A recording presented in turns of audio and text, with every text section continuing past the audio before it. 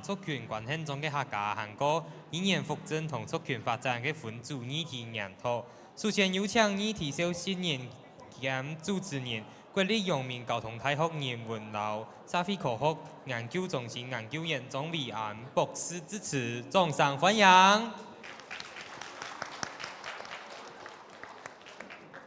好，大家好。这阵时间无啦吼，听大家个无时间讲法，下次多转来吼。我先讲一下我们黄子坚，吼，就议程上面下准备主持人是马来亚大学的黄子坚院长，他因为家里有事哈，所以没有到现场来哈。来刚刚沟通一下，我们几个人从蔡芬芳老师到我这边哈。今吼，我各说各话，吼，我讲客家话讲到头，有人要讲英文，有人要讲华语，有人要讲华语同培养的话吼，等。故说唔係冇翻译機吼，做在結構有翻譯機，吼。OK, it's clear. 清楚。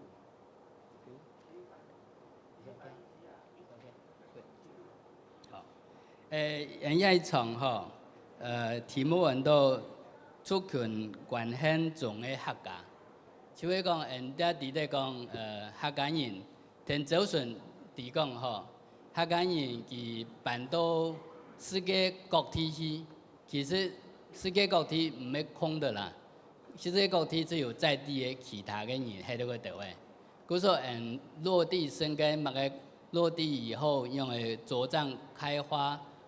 其实都是跟周边的族群有动态的关系，不管是乡下做生意，也系讲乡下做通婚，也系讲其他部分吼，其实讲客家庭嘅周边的族群吼，一直都有同亲切的关系吼。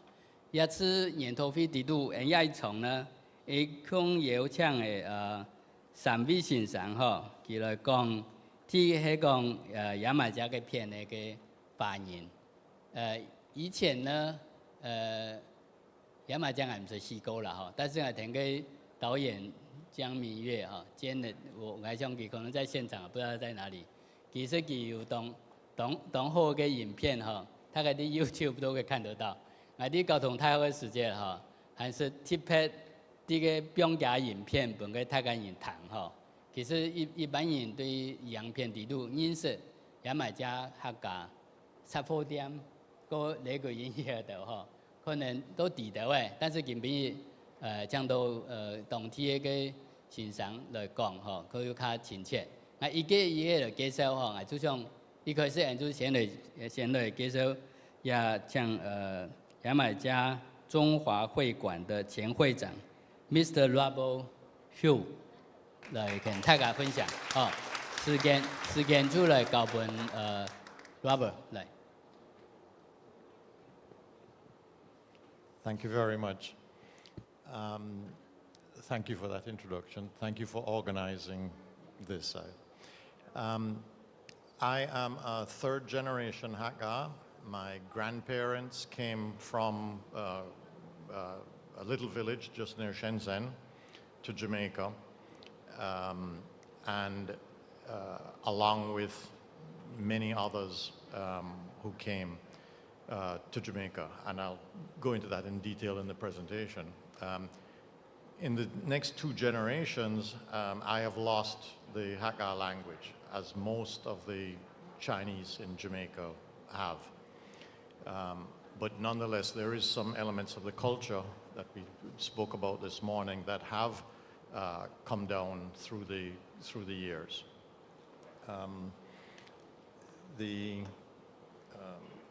Just to mention something else, the Jungfa Fuigun in Jamaica was founded in 1891, so it is one of the older institutions there, and it has gone through some life cycle changes, and there's another new wave of Chinese, not Hakka, that are coming in experiencing the same sort of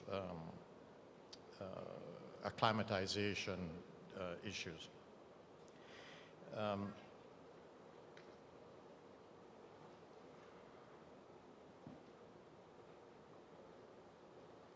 Can you start the...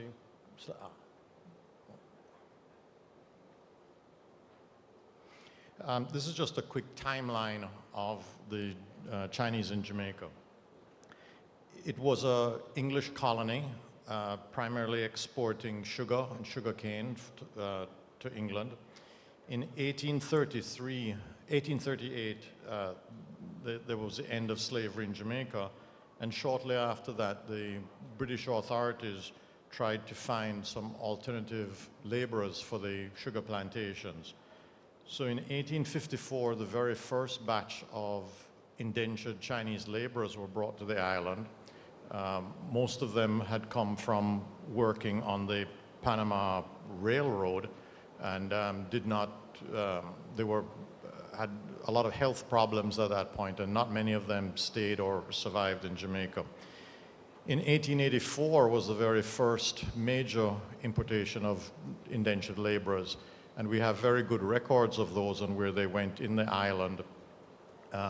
There were a few women and families in that group, but relatively few. After their indentureship was finished, almost all of them stayed in Jamaica and then brought over their relatives to help in the grocery trade, the shopkeeping trade that they had set up. In 1981, just after the First World War, there was the first anti-Chinese riot, which I'll go into. In 1962, Jamaica got independence. There was another small anti-Chinese riot in 65. In 74 to 76, there was a huge emigration, both of the Jamaican middle class, into which most of the Chinese fell, so that along with a lot of the middle class, the Chinese emigrated to the US and Canada.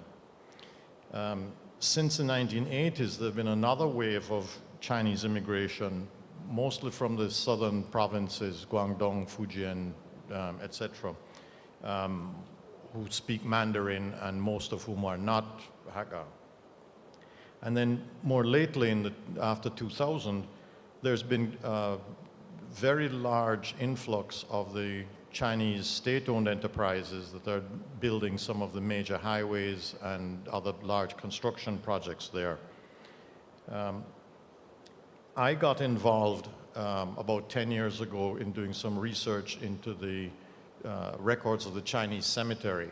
So we were able to look at about 3,500 people buried in the Chinese cemetery and find their ancestral villages. There were perhaps about 400 villages mentioned, and we've traced about 300 of them. So almost all of those records are concentrated in the Boan Dongan area. In fact, in a small area that's probably about 15 or 20 miles in diameter. So the Chinese that came to Jamaica were perhaps 99% Hakka speaking, many of them from the same villages, same surnames, and therefore that led to a lot of natural cohesion and mutual support. And in the 1900s, the existing successful business owners would have sent for their cousins or other relatives to help them expand in their business. So there's a lot of chain migration, and even when my grandparents came in the early 1900s, they came from some of these adjoining villages. That's a scale representation of Jamaica. It's a little bit smaller than Taiwan. We're about 140 miles long and about 50 miles wide. But initially, the Chinese dispersed throughout the entire island and had their small grocery shops in every small little town and village.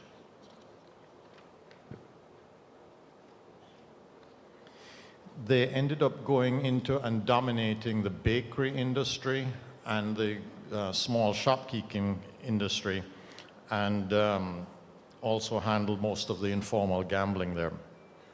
The Many of them came without their wives and formed relationships with Jamaican women. They became indispensable in one way in the small shopkeeping area by extending credit to the locals. So they would give them credit till the end of the week or the end of the month when they could pay for their groceries. As I said, very strong family ties, village ties, and even afterwards, some of the successful businessmen would fund the new Chinese enterprises because the English-controlled banks did not really serve the Chinese community.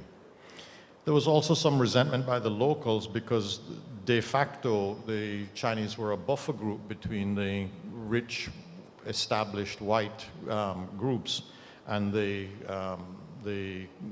Africans that had been brought over as workers on the plantations.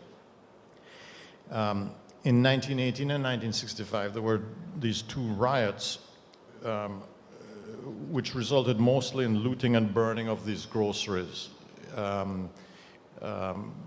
The first one in 1981 spread to about a quarter of the island. The second one was very localized in just one area in Kingston.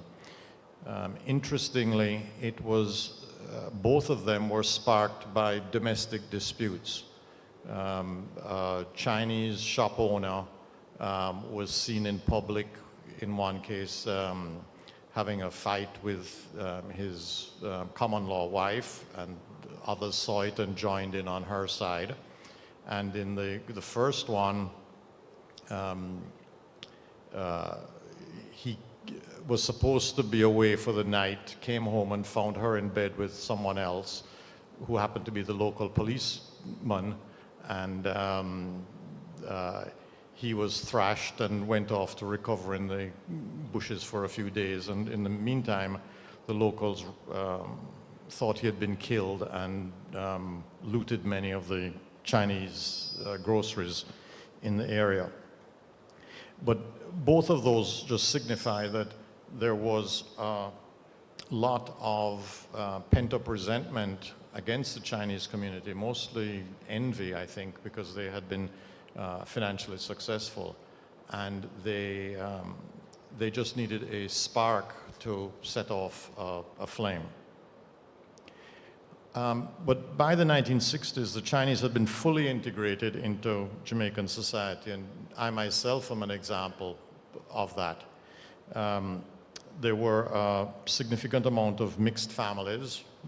In total, all the pure-blooded Chinese as well as the mixed families were maybe about 1.5% of the population, still pretty small. But they all went to the same schools and integrated.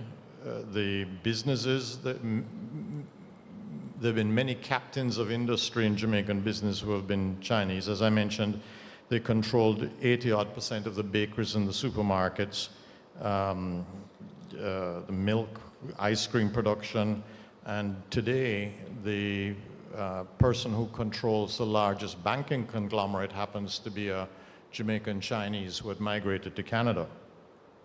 All the professions, legal, engineering, everything.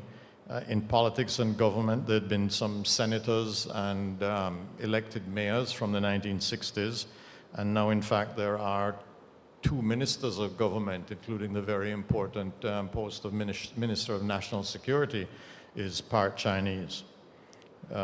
They've held posts in the churches. There are many nuns and some priests.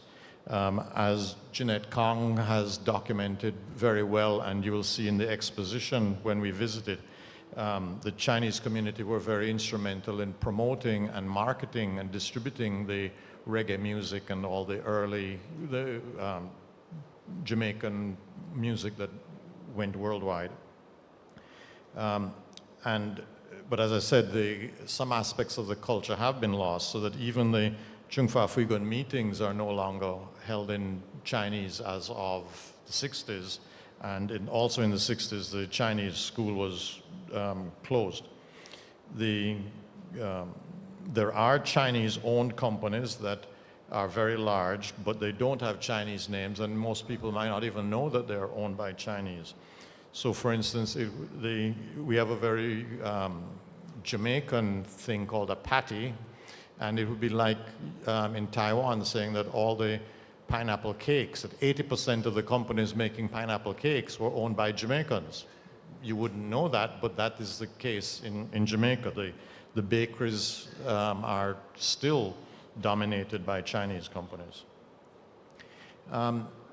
When Jamaica recognized the PRC in 1972, there was a lot of populist rhetoric by Michael Manley, who was left-leaning and was visibly courting Fidel Castro, and also talking about nationalizing various industries.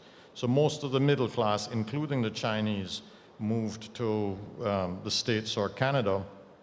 But by the 80s and 90s, with the change of government and the fear of communism declining, many of them did come back. However, since the 1980s, we've had a lot of immigration from China, different parts of China, and they themselves are going through a similar life cycle to what my grandparents went through 100 years ago. They are dispersed in many small towns in the very same small little types of shops. They speak Mandarin and not much English. They keep to themselves. They came with their family versus having a local partner who might have been their insulation and protector in the local community. They don't really identify with the third generation Chinese. They're not hostile, but they tend to be more akin to language commonality versus simply ethnic. They've formed regional Chinese associations, such as the Dong'an or the Fujian associations, and they themselves are getting very successful in the importation and distribution of certain types of things, of industries. And again, you have a replay of the situation in that they are the frontline traders in the small towns. They have the language barrier. They are fairly insular. And you have an interesting combination where the man on the street in Jamaica may have some resentment because of some one-on-one contact with a shopkeeper. But in the newspapers, they see all these lucrative contracts and concessions being given to these multinational, these state-owned enterprise, large companies. They put the two of them together and say that, you know, that person that's competing with me down the street is getting all these preferential treatments from the government. And with social media, news and rumors travel much further. Coupled with that, the new generation don't trust the banks very much and tend to make themselves targets by transporting cash. I'm running out of time, but there is some organized cultural outreach by the Chinese associations and the local businesses, but the bulk of it is done with the corporate philanthropy from these older established Jamaican Chinese businesses. The new state-owned enterprises have not yet taken a high-profile position in sponsoring things of that nature. Please do come up to me at any time in the conference. I'd be more than happy to expound on all of this and answer any of your questions. And the Chung Fa Fui Kun has some resources that are online, and I have many other PDF copies of articles, etc., that you might be interested in. Thank you very much for your time. 好，谢谢 Robert 的报告哈。我刚看到他有个中文名字，就是 Hugh， 是不是秋相同的音 ？I think the Hugh is come from the 中文字 Chinese character 秋。哦 ，Yeah， 好。我补充几件事情哈，就是讲谢谢那个 Robert 的报告哈，其实牙买加的客家跟各地的客家一样，在地化的过程都还蛮艰辛的，特别是在当地的一些政治经济情况，甚至台湾的客家来到台湾，也曾经经过这一段奋斗的过程，才有办法落地生根的本土化了哈。补充1、2件事情，就是牙买加的客家跟台湾的客家有一些不同。就是台湾的客家很少从深圳这一带移民过来的，但是牙买加的客家都是从深圳这边移民过去的比较多，这也跟当时移民的原因跟移民的理由不一样。那我知道牙买加的客家，以前我们在鹤福新居见到Janet在那边，就是那个地方好像也是移民到大溪地很重要的一群人。就他们同一个家族的人移到这里，所以那些大溪地的客家跟台湾的客家，原来也是不同个地方来的，移民原因都不同，所以他们的语言跟我们也是有很大的差异，这是第1点了哈。第2点就是客家不是移民出去之后落地生根，生根的意思就是根长在那里就不动了。其实客家是1次移民、2次移民、再次移民。就多次移民的民族，那我们也看到了大溪地的客家，看到了牙买加的客家，他们再次移民到加拿大跟美国的现象哈。我们上次跟客委会的同仁去那个多伦多的客重振会馆，就看到很多从牙买加来的客家。那我讲这个部分基本上是要回应到早上萧清煌教授讲的那个客家新族群性，好，我今天看到 Robert 的时候，我基本上我就觉得他是我心目中的叫做外国人这样，好，那我讲说昨天晚上、前天晚上，我跟那个 Paul Madison 一起吃饭，我们现场就讲说，现场我有几个客家人，第一个举手就是他好。所以我为什么讲那个Paul 跟那个 Robert 讲说这2个客家人，你们看有像吗？好，这就是新族群性。好，我的意思是说，当语言可能不在你的身上，他们不会讲客家话；当血统可能也不是这么纯粹，可能连宗教跟文化也都没有，但是我们一直维持的那个客家认同的网络，好，这是我们今天面对的第1个问题了哈。因为我们今天有评论人在那个蔡芬芳老师，我就不要讲这么多，我就把我知道再讲一点点，这样让大家分享。好，那我们接下来下一位是请台湾的朋友都很熟悉的张德来先生哈。我刚吃饭的时候还跟萧老师讲说，张德来先生是沙巴做客家研究最早的一位。当我开始要认识沙巴客家的时候呢，我就发现我的书架上已经有2本沙巴客家人，一本是中文版，一本是英文版。好，所以你只要认识沙巴客家，认识渣打公司，认识巴舍教会，是完全没有办法逃离张德来教授的研究的脉络哈。所以今天可以请到他来，就太高兴了。我就不多介绍，请张德来先生。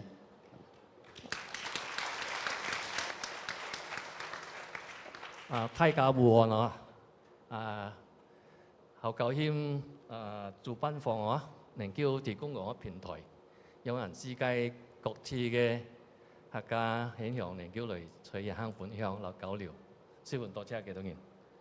我是客家人純正的客家人。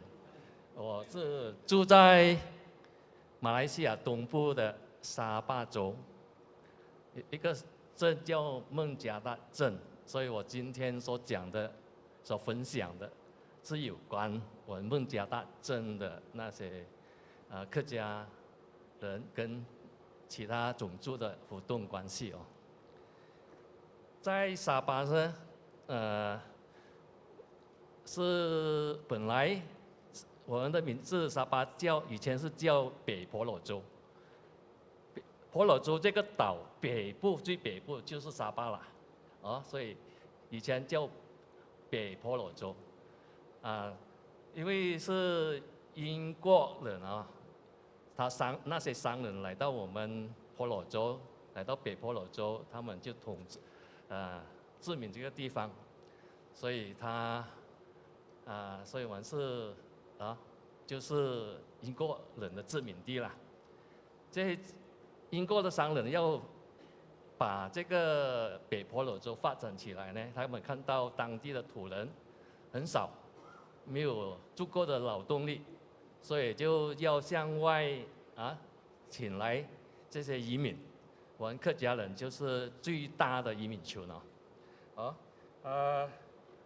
我们客家人在1882年就开始进入沙巴州了，那时候是我们的巴士财会，经过他们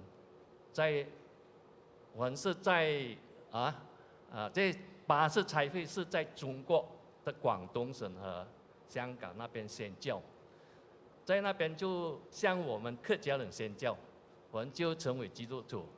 那个时候就是因缘的关系啦，就是机遇的关系，就是那些北婆罗洲的政府要去香港，要招聘这些劳工来到北婆罗洲开发，所以教会就那个时候就联络上他们，所以就开始介绍我们客家人到沙巴去定居去移民去那边定居。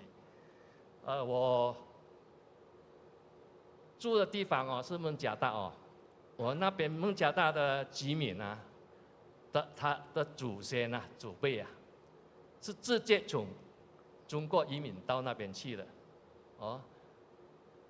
第一批是在最早的一批到北婆罗洲是到古大，这个是到孟加大的呢，是1913年，我们就移民去那边。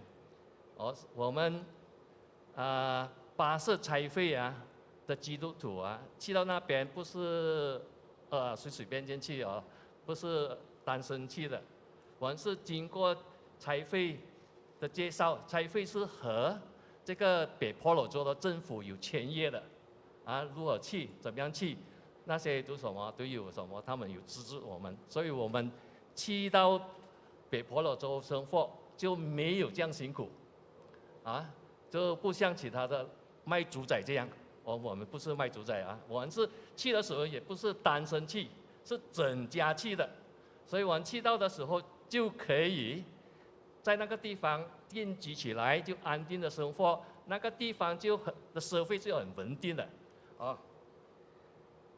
然后在1913年北婆罗洲的政府也跟那时候的中华民国的政府签约正式签约，所以我们是政府与政府签约，我们才移民到那边去的。那个巴士财会去到北婆罗洲宣教的时候做2件事，一件事是设立教堂，另外一件是设立这个学校。所以因为有学校，我们那边的文化就很传承这个客家文化。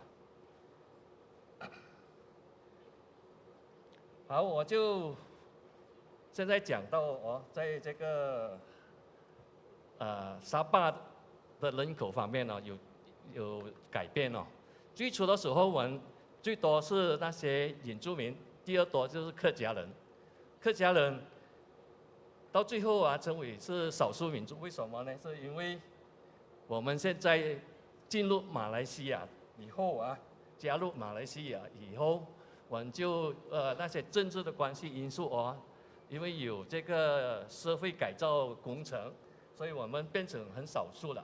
我们在沙巴现在应该是2011年的那个人口统计我们只有9.22% 是华人，大部分呢是客家人来的，而且在宗教方面呢，本来是基督徒最多的，但是因为这个移民那个社会改造工程我们基督徒变成少数的宗教，大多数的人呢都信奉伊斯兰教的。在我们孟加拉区呢，因为我们直接去那边就是在那边开发，我们客家人或是华人还算多了是最大的种族好，在沙巴客家人也和其他的闽系通婚，也和土著通婚，也和其他人通婚，所以在沙巴通婚的那个几率是很大的，因为我们客家人是少数民族了嘛，所以要跟其他的闽系通婚，或是跟其他的民族通婚。我们客家人和其他人通婚我们客家人是硬刚啦很执着，所以我们都把我们的那个客家文化都传承下去。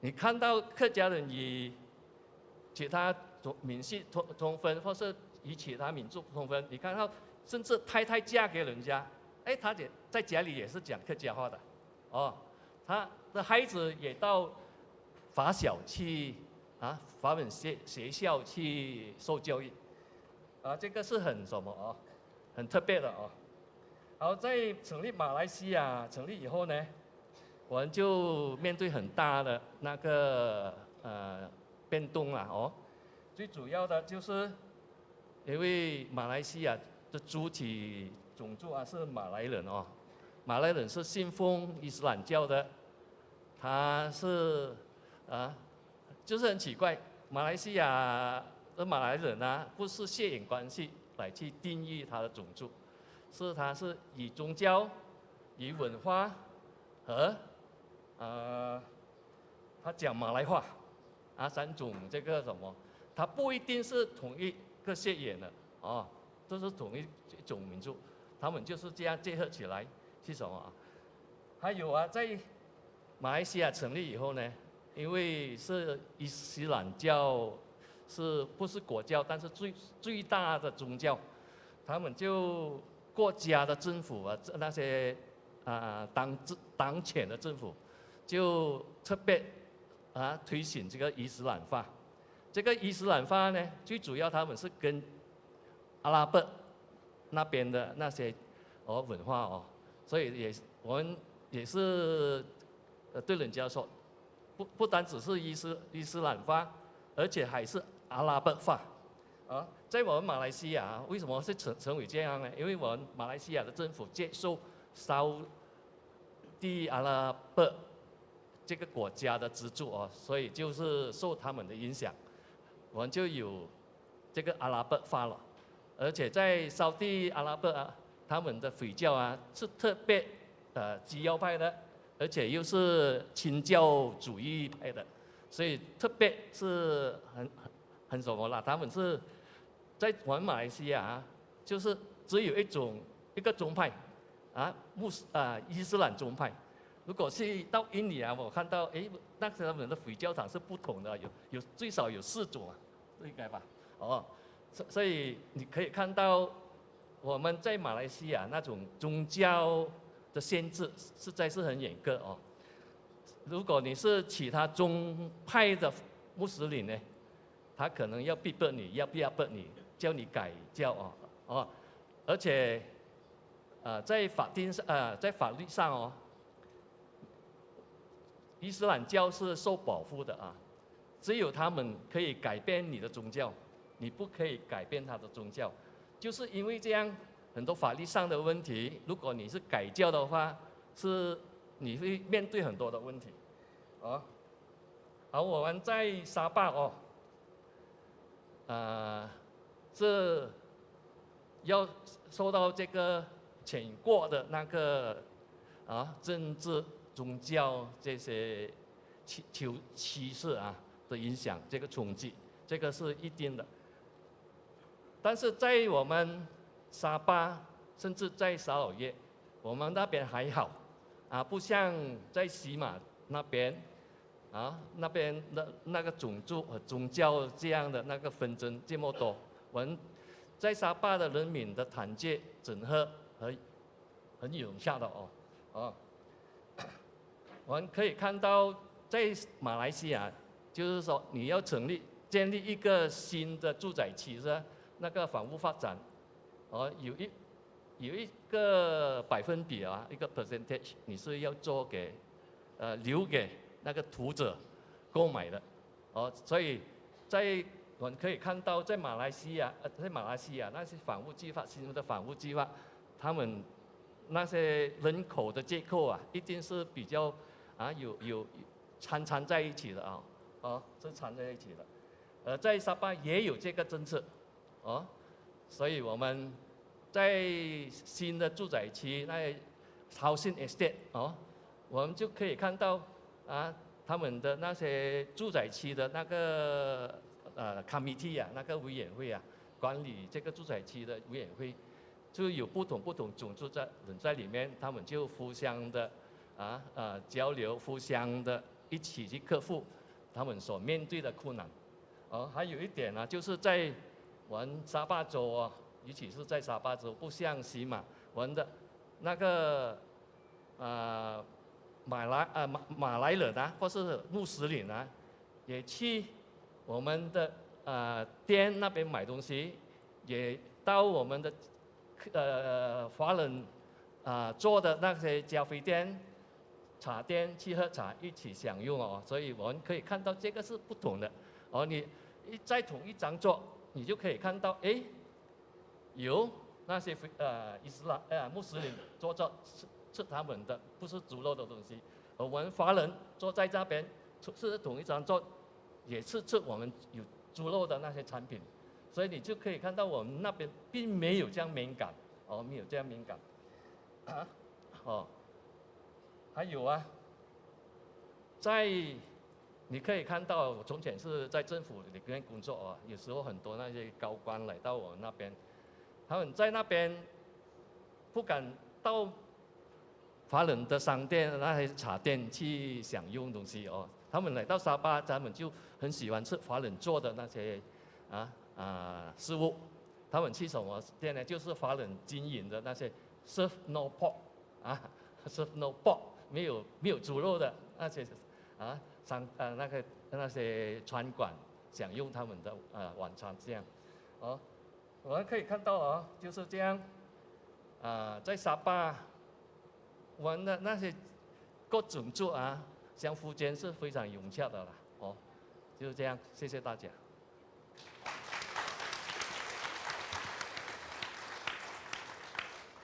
好，谢谢德莱兄的报告沙巴我想很多人都很熟，如果你还不熟，多了解一下沙巴的客家，非常有趣的。因为沙巴客家是我们认识客家作为一个整体来认识的时候不能缺少的一部分。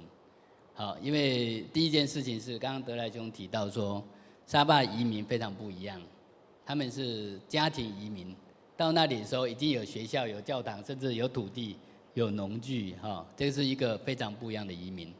第二个就是他们是宗教移民，我自己因为认识沙巴的客家，才认识到说，原来在中国的原乡已经到处都是基督教教堂。那客家人成为客家人这件事情的过程，事实上是巴舍教会做了非常大的贡献。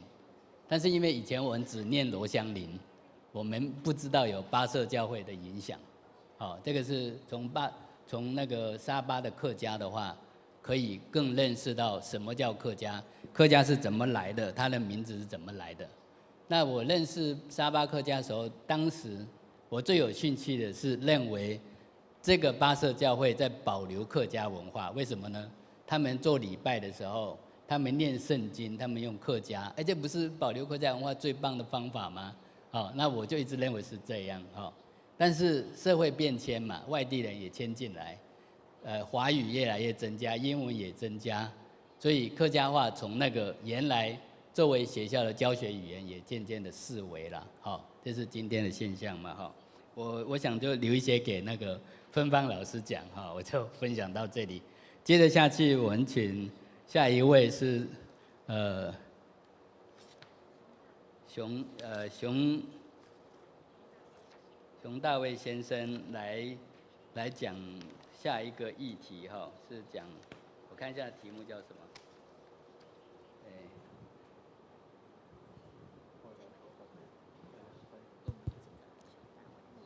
对，他印尼坤甸的客家了，是吗？哦，对，那等那个熊先讲完之后，我们再来复习一下印尼坤甸的客家。先请熊先讲，请。Yeah, first of all, I thank God for the community invited me to come to speak. Yeah, a few words here. Yeah. So, yeah, 我自己这个华人、中国人客家人，呀，我介客家講冇乜好啊，你哋都唔掂啦，你哋我曉聽識，聽唔識咯。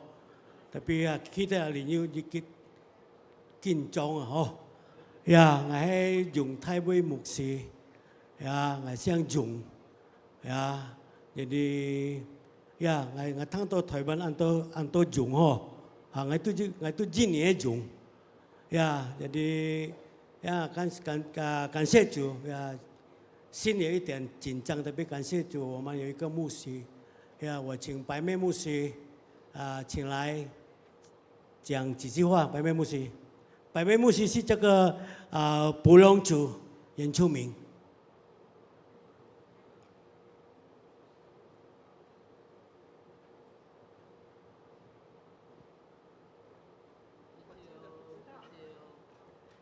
长一点了。Terima kasih. Saya sopan.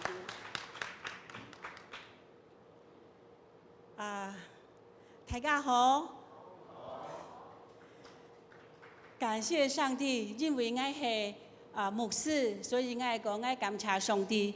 今日我做啲來到兩位，我實在係感謝我嘅一位朋友，佢按到朱正義係佢邀請我來嘅。到今我啱啱看到佢，唔知佢喺哪位。我感謝主是朱正義教授邀請我來到這裡的，謝謝你。所以我今天才可以參加如此大的盛會，然後我見到大家，我也很感謝。在過去我在客家，今天的題目叫做族群關係中的客家，我覺得這個題目非常好，所以我就跟朱正義博士說，我要來參加，來聽聽看到底這個族群跟客家有什麼關係。那今天我要介紹，謝謝熊大衛牧師，其實他很緊張，我其實你們沒有看到，我是胖了點，其實我更抖得厲害。應該要這樣說，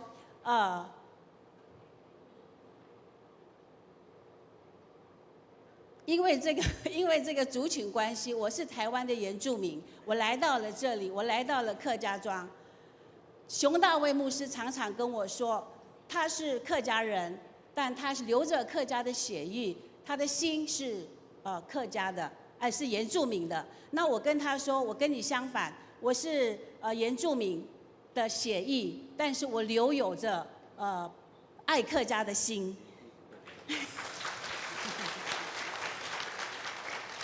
就是因為我們都是客家，所以我們才會聚集在這裡。如果不是客家，我相信我也不可能站在這裡。所以我們真的很感謝大會這一次辦這樣的一個大的活動。其實今天是禮拜天，我應該是要在教會講道。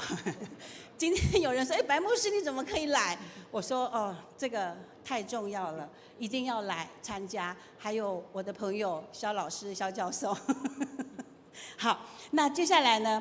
他要我講的報告就是，其實我們全球客家福音協會在台灣有一個客家福音協會，它在1978年的時候成立於在台灣的新竹。那個時候我們就已經開始在做全球的連結的工作，但是因為時代的變遷，我們改了，所以就變成台灣基督教客家福音協會。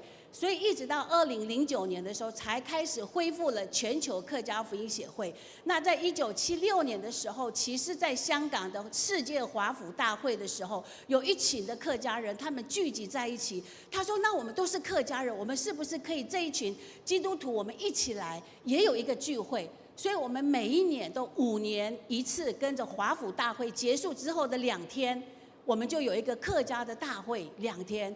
那一直时间的演变之后，我们到了现在，我们现在在2009年正式的成立了全球客家福音协会。其实之前我们一直都在做印尼的、马来西亚的，或者是新加坡的、香港的客家的教会。所以我今天可以站在这里，是因为我认识了张老师，还有汉斌老师，还有很多的老师们，他们这样子来帮助我们。在印尼，我就靠熊大卫牧师；在沙巴，我就靠张德来老师。所以其实客家真的是可以一起做很多的事情。所以我们全球客家最大的目的呢，我们的意向呢，就是要连接全球的客家，一起做网络，我们要一起来彼此的联系，然后我们要资源要分享。然后第3，我们有一个口号，就是我们要在各地各区成立一个客家的福音协会。比方台湾有客家福音协会，印尼也成立了客家福音协会，在马来西亚古晋。说到古晋，我前天才跟熊大卫牧师才回来。为什么说才回来？我们是参加了全球客家福音协会第6届。我们那时候呢来了11个国家，我们来自不同的地方，有570个的弟兄姐妹一起聚集在马来西亚那个古晋的沙捞越那个地方，我们一起在那里为台湾、为全世界的客家来祷告，来彼此的来分享。那我们全球客家福音协会跟着这个大会，跟着全球，跟着这个客委会做的这件事情，我们也希望有更多像今天有23个国家这样子的来到这里，来到台湾。这是你们的家，这是你们的根，对吗？对。所以我们有一个口号，我们叫做得到客家，我们就传到地极。以上，谢谢。谢谢。呀，谢谢白牧师也帮忙我。呀，老师说很多话有讲也讲不出了。呀，说我在印尼出生，呀，我就第3代的，公公都从山东来的我爸爸是牧师，叫老牧师的熊南富牧师，呀，都做这个客家的牧师很久，一半做这个爱客家人，一半就爱这个原住民。呀，感谢主的爸爸的侍奉都给我。以前我还没有做牧师，我是做船长。呀，我是45年做船长，在船长那边做，在印尼的船特别感谢主，呀，上帝God calling me, so I went to New Zealand, to study the Bible school over there. So after that, I finished my study. So I coming back to my country. So my principal called me, David, you better yourself minister in New Zealand. New Zealand, the missionary very big. So I said, no, principal, so because this calling from God, so I have to go back to my country, Indonesia, to want to serve my people over there. 我们感谢主说我回来了。我们开学校，over there 我们有学校kindergarten, primary school, high school, commercial school. So we have about 1,500 students over there. So after that, we also have Bible school over there. I'm the principal over there. So Indonesia also we have the orphans, the main orphanage, the children without parents. Actually, the children still need the love from the parents, because the sickness, so they departed for the children. So our yayasan institute is called Agape. Agape means is the love, the true love, from the Lord. 这边 Agape 是主耶稣的爱，给我们的小孩子。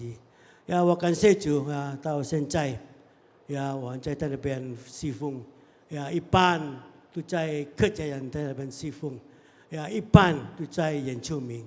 我一点真不像，白牧师这个原住民，不弄主，但是他很爱台湾的客家人因我我是就是这客家人，爸爸妈妈是客家人，但是上帝特别给我爱这个原住民在那边我会讲7种话原住民的话很多人问我是牧师你是什么人我不知道了，老师说学是中国人，但是性格都一样这个原住民了，很快度very very fast to angry like the bear so I thank you so much the God to give me the opportunity in Indonesia so really if I not become pastor I have really have chance to become mayor, to become governor over there because I have many friends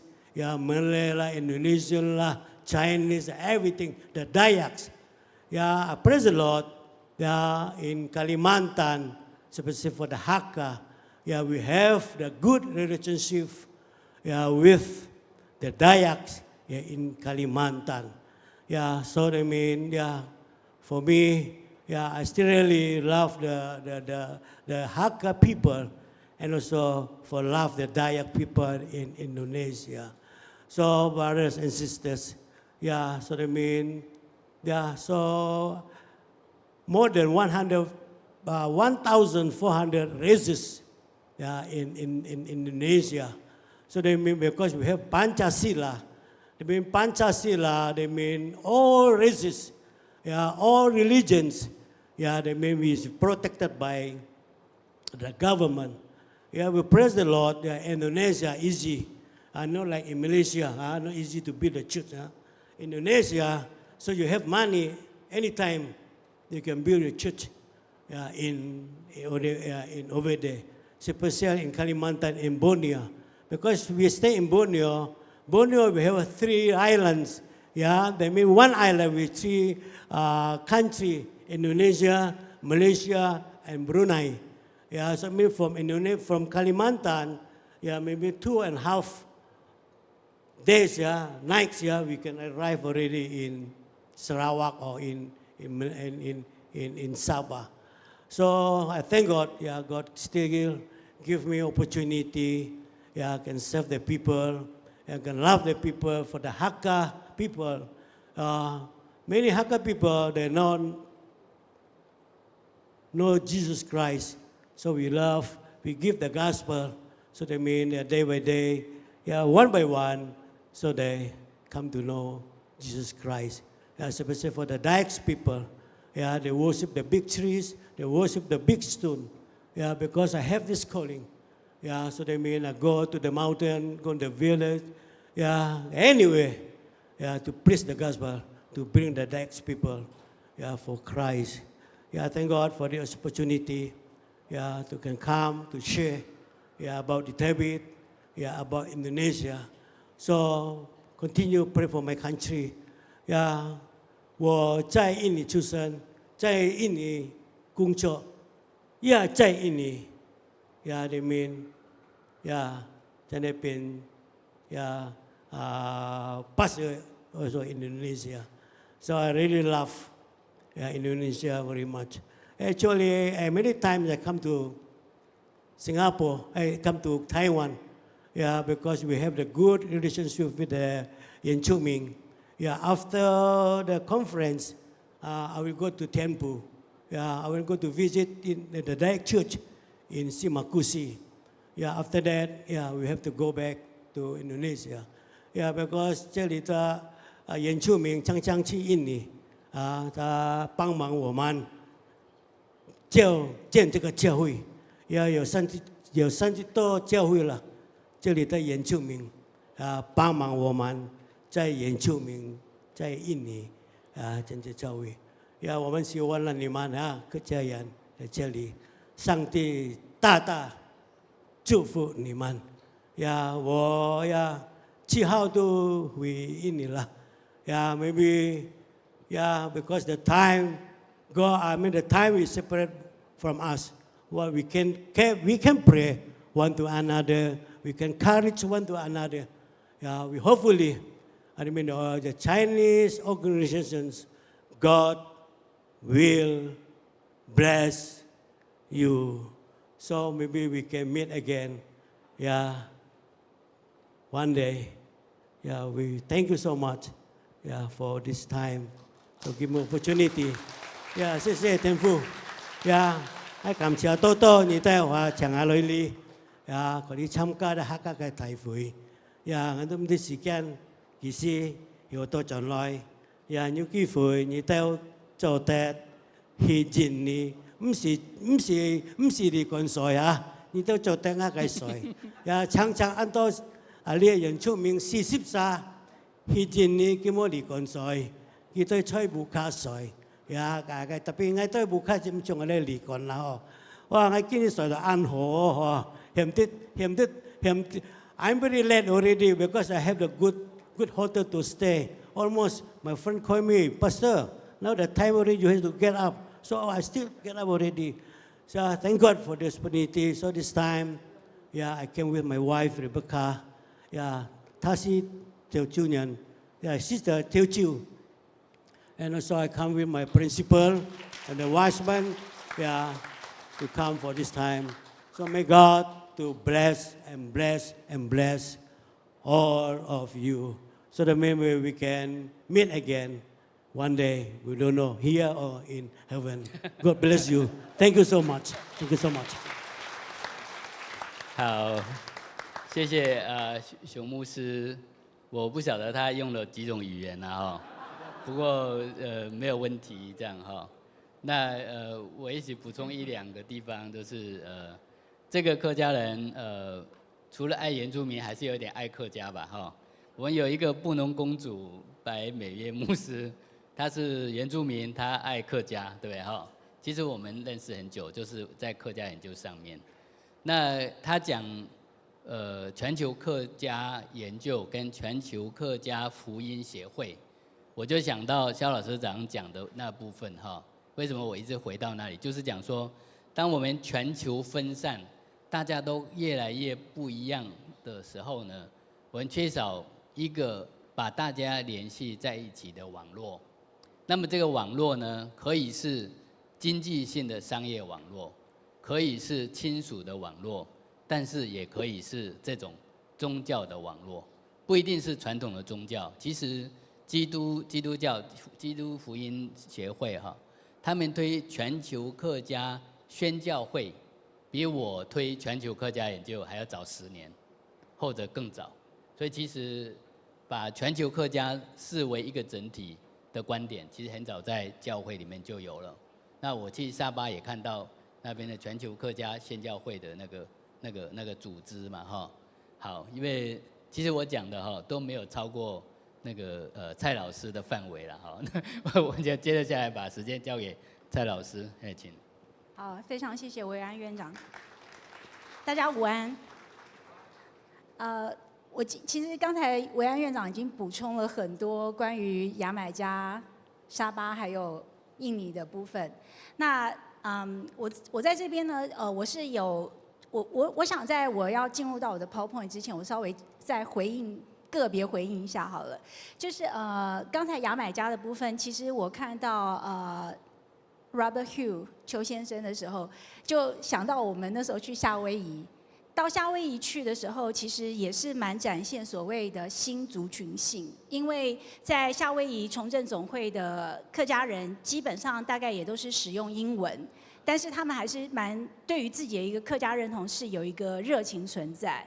那这个就是虽然已经不太会讲客家话，而且他们大概都是第3、第4代的客家人，但是你可以在那边感受到他们对于自己这个就是应该是一个，其实也是 Paula 所说的，就是 root 一种渴望吧，或者一种想要了解的一个心。那沙巴那个部分，就是我想到是那个张老师说的那个 Gobi Diam 咖啡店。就是咖啡店是因为那时候也是跟汉斌老师去马来西亚做田野调查的时候，我们在那个比较是在有一个地方叫 Broga， 它是森美兰跟雪兰莪的交界点的一个，它是蛮靠近Demuan 就是原住民的一个村子。那个地方呢，我们当时在那个 Gobi Diam 就是咖啡店里头就见证了就是客家人或华人啦，跟原住民之间的那种非常融洽的关系，就是原住民会来喝咖啡，然后他们会带一些自己家里种的东西给这个华人的这个老板这样子。那坤甸博迪咖喱曼丹是我常去，但是我之前是去新加旺。对，博迪亚那个其实有每次转飞机有稍微去，但是就是主要是去新加旺。那那个，因为其实，在熊牧师的讲稿里面呢，他主要是在讲的是跟达亚之间关系。那我想我待会稍微再讲一下。好，那我的那个简报档，谢谢。好，请下一页。好，那基本上我们就是把它这3个摆在一起做一个整理。那因为 Jamaica 它主要就是针对 Jamaica， 可是因为张老师跟熊牧师他们都是特别针对马来西亚的，那尤其是张老师他是特别针对那个就是一个 township 来谈。那熊牧师比较是在针对西加里曼丹，所以我特别把它标出来，因为在不同的地区。虽然是在同一个国家里面，可能它的状况还是不太一样。好，因为就算以马来西亚讲为例子的话，就是西马跟东马状况是非常不一样的。好，那这个大概是可以稍微的归纳一下，就是3个地方大家比较应该是说比较大规模的移民的开端，其实大部分可以看到就是在这个牙买加跟马来西亚比较是在19世纪就是中或尾端的时候，那加里曼丹算是比较早，那它是大概18世纪的时候，18世纪中期，大概1755年的时候大概开始。那大家也可以看到，就是刚到当地去的时候，那个起因或他的职业其实不太一样。在 Jamaica 的话是 indentured， 就是契约劳工。那马来西亚沙巴就是刚才张老师已经介绍很清楚，其实是垦殖。好，而且是透过巴瑟教会而过去。那西加里曼丹他是矿工，那这群矿工他们就是去采这个金矿。好，那当然我们在谈所谓的在这种族群关系中的客家的时候，必须要了解到他们移入的那个大环境的一个影响。所以我这边当然就是照的是列的，就是3位讲者他们所列出来的这个部分，其实当然是一个历史性的一个脉络，但是基本上来讲，就是可以看到是一个殖民统治，分别有英国或荷兰的统治，然后呢中间就是国家独立，可是这中间其实都大概相同的地方都是有所谓的排华，就是那个anti-Chinese 的部分。那这些其实当然像刚才 Jamaica 的例子，可能就是就是因为 Jamaica 的华人客家人大部分就是在后来没有在当这个 indentured worker 之后，他就变成是开杂货店或者是做 bakery。那他们就是某个程度应该在经济上的程度经济上也是比当地的人好。那在然后在Jamaica 后面当然还有就是那个邱先生他讲到一个我觉得蛮重要，就是后来的一些移民其实可能也会造成当地的一个族群关系的变化。那马来西亚沙巴我觉得跟印尼当然不太一样，但是有一个比较相同的地方，大概就是有马来人跟伊斯兰这个部分哈。那其实这个都会影响到这个客家人在当地的一个在这个整个大环境里面的一个位置。好，那当然印尼的部分，现在后来到后苏哈托时期，也就是像今天早上有讲到，像这个华人也开始有参政的这个部分。那当然有很多就是开始是比较松绑的，当然不可否认，其实零零星星可能还是会有时候会有一些误会，或者是有一些冲突出现。好，下一页，谢谢。好。那这边的话，当然就是其实在3篇文章里面，他们大概都有谈到说怎么去整合到这个当地的社会里面。那Jamaica 的部分可能蛮多是这种所谓的 culture exchange 或 exhibition 哈，就是有一些文化上面的部分。那还有谈到慈善。那如果在沙巴这个比较小的一个城镇里面呢，就像张老师所说的，可能是 housing 跟这个 kopitiam，就是其实我觉得是蛮日常生活的一种融合。那咖喱曼蛋，那因为牧师其实里面是特别提到的是 Christian， 就是还有就是 orphanage 这个孤儿院的部分。那他特别针对是跟达雅人之间的关系，因为在西加里曼丹的话，华人跟达雅人本身的关系是比较友好的。这个友好其实来自于可能有时候是生活上面习惯比较接近，然后二来呢就是我觉得某个程度，当然牧师是基督教，但是他其实华人跟达雅人之间原来的信仰那个有些地方也是比较接近的。对对对，好。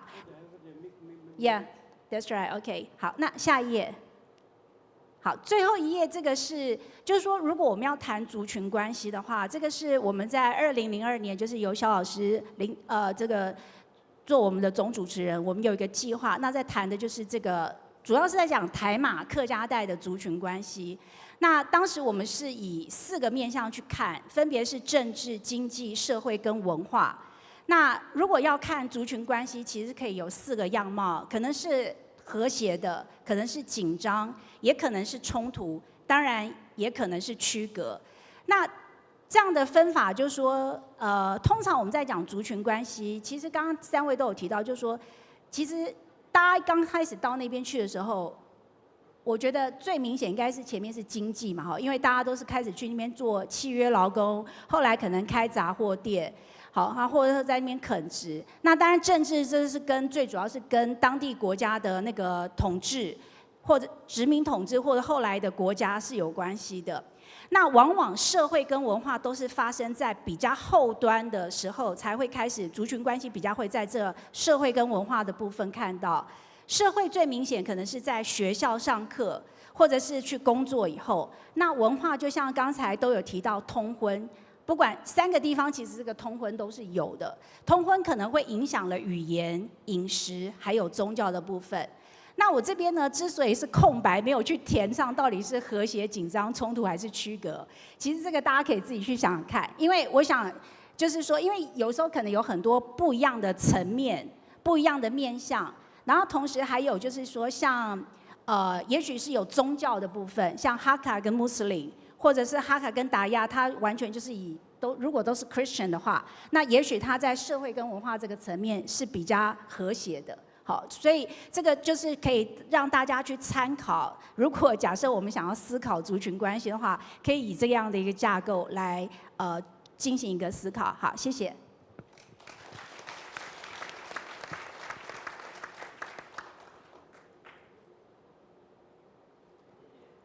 方老师哈。我刚刚忘了介绍他，这样哈。方老师是在中央大学的客家学院，他的学术研究能力很好啊。除了在台湾、在东南亚做研究，现在也在欧洲做一些跟客家有关的研究。出版品很多了哈，大概网络上可以看得到。我看了一下时间，现在是38分，我们一定是45分要结束嘛。所以我们应该还有7分钟的时间，我们就先征求3个问题好吗？可以，我们先征求3个问题再现在请那个南非的我忘了您的大名，不好意思，你就说一下。大家好，我想请问一下那个 Robert，I would like to ask you because when you mentioned about the looting and the riot。South Africa also had the similar situation back in 2021. So my question to you is, this kind of looting, do you think it's based on the criminality or is on the ideology? For instance, based on populism or nationalism. And my second concern is about Jamaica being a democratic country. How's the rule? I believe the rule of law is one of the fundamental of the democratic governments. So how does it apply to Jamaica? Thank you. Second， 我们再征求另外2个问题。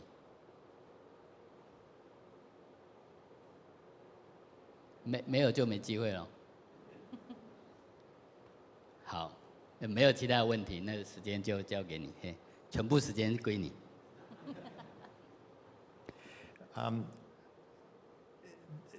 To talk about your second question first, Jamaica has long had a history of stable parliamentary rule and the respect for the law, but there's a lot of lawlessness. People will respect that the law is X, and if the courts eventually say you are wrong or you are right, they will abide by that. But the average person on the street will bend every rule they possibly can rather than follow the letter of the law willingly. And I think that in both those riots and another general uprising in 1938, which was just generalized, not aimed at a particular ethnic group, the average Jamaican will use as any excuse the opportunity to rob this store or get something for free. So I do believe that while the initial spark that caused those problems was at this shop or for this reason, even in other cases unconnected to the Chinese community, they would equally loot the building, etc. You've seen footage in the last few years of some of the protests in America that turned into looting sessions. It is just an opportunistic use of the chaos to take a TV or take a pound of flour, as the case may be. But that in the Jamaican examples, those were directed at the Chinese community primarily because those were the outlets and the shops that had anything of value that they wanted, mostly food and things of that nature rather than TV sets on a built-up street. 好，那就我们这一场就到这里了哈，谢谢3位发表人，谢谢蔡芬芳老师，谢谢各位的支持，好，时间交给你。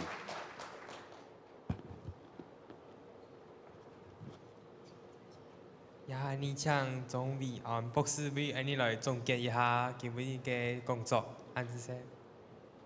他要总结了哈，来总结一下，其实蔡芬芳老师的就是总结了，不过我还是讲一下我的心得。我觉得今天找的这个3位，他们分别从3个不同的地方，这是一个很好的对照客家人在世界各地的差异性。好，然后像我讲是说，他们连移出去的原因跟移出去的故乡，甚至移出去以前，他们的语言其实都不一样。所以我们在海外看到的客家人，他们不同，有一部分是因为他们在地的时候跟周边的族群的互动而改变，有一部分是他们原来就不一样。这个是第一点我们可以了解的。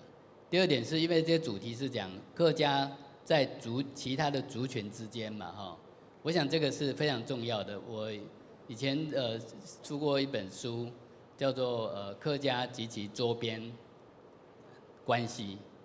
好，那这个概念是讲什么呢？就是客家人的个性啊，客家人的特质啊。当然我知道原来我们有客家人特质，但是今天我们的客家人特质有一大部分都是因为我们跟我们的周边的朋友来来往往，不管是像台湾的客家它有一个特性，是因为我们受到我们周边的闽南人的影响，这个很大，包括我们的风俗、我们的语言，还有我们其他的一些这种甚至骂人的话，都是受到周边族群的影响。但是像我知道的，下一节会讲那个大溪地的部分，有去看过大溪地，因为大溪地是客家人为多，虽然也有他们在中国的时候械斗的广府人，但是在那里呢，客家人为多，广府人都讲客家话，好，这样子的情形呢，客家话本身保留的完整性很高。所以很多年前我去做调查的时候，我的那个受访的朋友就说啊，我嘟嘟听个法起国转来，听懂我话吗？哦，他刚从美国回来啊，所以他讲的华起国就是以听个深圳哈移民出去的时间讲的话，好，比如说讲给一个时空胶囊哈，尤其某周边的人，各位当做以前某反映的影响，各位是保留着，所以讲讲周边的情形。同样的情形哈，好像第牙买加、第一个大溪地在哪里都同样哈，看到哈，其实进来进冇办法同个样乜嘅外表上的判定，乜嘢客家人。还记得大溪地个朋友讲的哈，佢就讲叫客家人讲，即系讲这种自己是半人呀，半人就是混血啦，就说佢每个纯种乜可能，但是近边伊的法体当中有一条就告诉就算严讲开始吼，就一直注意到讲，世界上客家人进来进无同样，但是也有一个现象讲，个客家人认同有进来进强，吼，也做近要法体啦吼。听其实三比先生的演讲地度，特别听个 Robert 演讲地度吼，特别看到牙买加客家，其实有的是看到用的看到无像客家，但是具有客家性，具有客家认同。也当中也有事情而了解啊，吼，还是因为讲得到懂得启发啦，吼。当然讲像许多个困点吼，根本你其写的东西有的世界无讲出来啦，吼。因为困点等西嘉林班丹其实等困点一直到山口洋都讲客家话为主嘛，吼。中间那个叫什么院？百富院以南就会嘉应客，百富院以北就会个。客家人就会讲海流会较多啦吼，也做个台湾客家人。但是呢，我去到山口洋的时间吼，有一个当中的感觉，也就是牧师最大的挑战。因为有山口洋是来朋友可以作证哈，因为山口洋根本是还一个巫术世界，哦，就是出门都要问讯，都要去庙里面问的。坐飞机还要问说，坐飞机可不可以？按地方一传到懂困难呢，哦，还像讲是客家世界有样懂复杂，也懂得的吼，大家共下来吼，来讲讲迄各地客家的特色。其实因为我冇啲客家方言的啦吼，我建议客家方言欣赏啊吼，嗰只邮箱下头听个各地转来迄个客家乡亲，去客家方讲到的故事，本学生来听。为让因世界的安排出去做研究，了解全世界客家，按丰富按多元，吼，做工业的喂，做得嘛？做得好，主持人。感谢分主议题研讨，族群原现中嘅客家所有工作嘅分享，本集团分主议题讨论圆满顺利。接下来係25分鐘嘅休息時間。休息時間，請大家食得到非常我杯拿點心、茶水、咖啡，就是咗嘅貴賓請大家隨意。另外，請大家到3點10分進來會場，落力大家。